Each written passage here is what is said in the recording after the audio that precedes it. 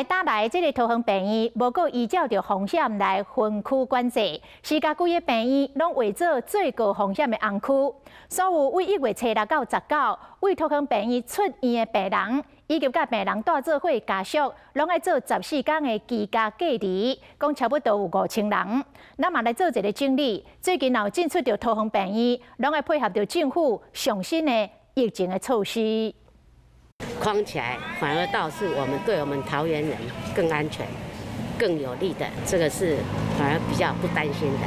会知影桃园南门市场无啥人，访问到桃园病院增加超5000人爱隔离，民众拢听袂做。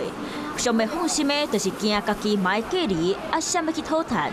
如果都被框列，然后被限制的，怎么活啊？我还有2个小孩子念大学，1个念高中啊。 桃园人起码真歹，本土病例增加2个，唔知为倒位感染的。为桃园病院本来来做上低风险的入区出院，9天后煞破病确诊。指挥中心伫咧昨暗时紧急宣布，我们要扩大回溯医院相关接触者的居家隔离措施。民众若是1月初6到1月19为桃园病院出院的患者，或者是陪伴患者去病院的人，有直接过按889的患者。 以上3类拢爱隔离14天，袂当出去路口。时间若到，嘛要采检，若是阴性，还阁继续做7天自主健康管理。大家自己要戴口罩啊，对台湾还是很有信心的。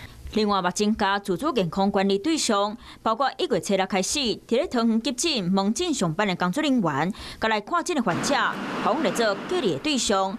为昨暗时6点开始，就袂当出去路口。讲希望隔离的方式会当阻挡病毒传出去。